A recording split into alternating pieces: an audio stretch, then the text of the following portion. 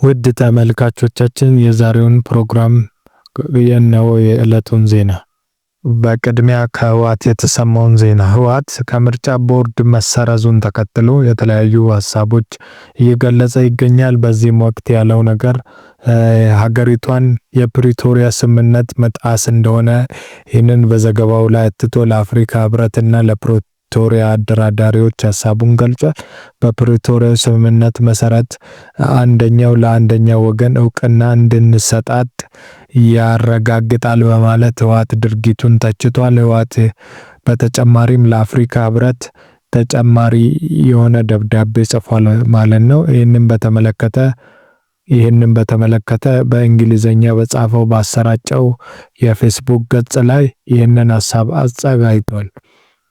በሌላኛው ዜና ደግሞ ጌታቸው ረዳ በህወሓት ላይ የቀረበውን አቤቱታ በተመለከተ የትግራይ ጸጥታ ሰራዊት ሀሳባቸው መግለጻቸው ይታወሳል። ከነዚህ መካከል እንዳሉት ቁጥር 1 ጌታቸው ረዳ በጸጥታ ኃይሉ ላይ የገለጸው አንዳንድ አስተያየቶች ትክክል እንዳልሆኑ ተናግሯል። በተጨማሪም ደግሞ ጌታቸው ረዳ ወደ ትግራይ ክልል ቢመጣ ምንም እንደማይደረጉ የፈለጉትን ሀሳብ ማራመድ እንደሚችሉ ተናግረዋል ማለት ነው።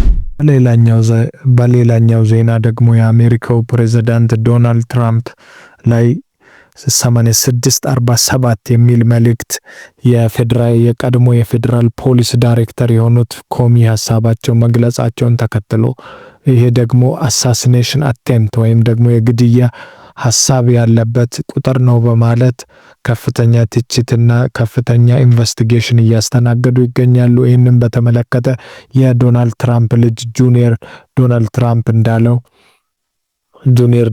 ትራምፕ እንዳለው ይህንን ሀሳብ እጅግ አጥብቀው እንደሚቃወሙና ይህን ደግሞ ፖለቲካል ደርቲ ጌም በማለት ሀሳባቸውን ሲገልጡ አምሽተዋል። ይህን በተመለከተ ተጨማሪ ዜና ሲኖረን የምንዘግበው ይሆናል።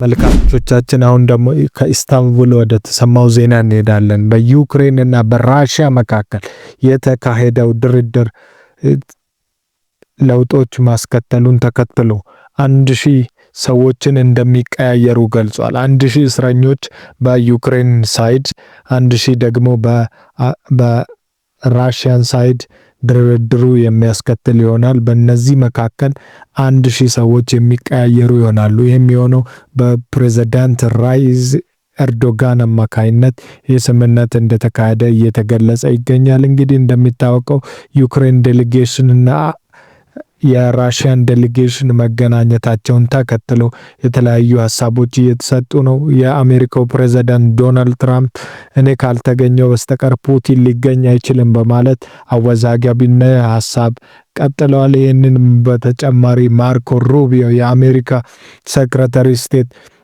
ይህንን ተጨማሪ ሀሳብ ገልጠዋል ማለት ነው። ትራምፕ እንዳሉት በዚህ ወቅት 5000 ሰው በየቀኑ እየሞተ ይገኛል። 5000 ሰው በየቀኑ ደግሞ እየተሰዋ ስለሚገኝ የጦርነት መቆም አለበት ሲሉ በተደጋጋሚ ሀሳብ እየገለጹ ይገኛሉ። እንግዲህ ትራምፕ ከሶስቱ የገልፍ ሀገራት ጋር ያለውን ጉብኝት ጨርሰው ወደ አሜሪካ መመለሳቸው የሚታወቅ ጉዳይ ነው።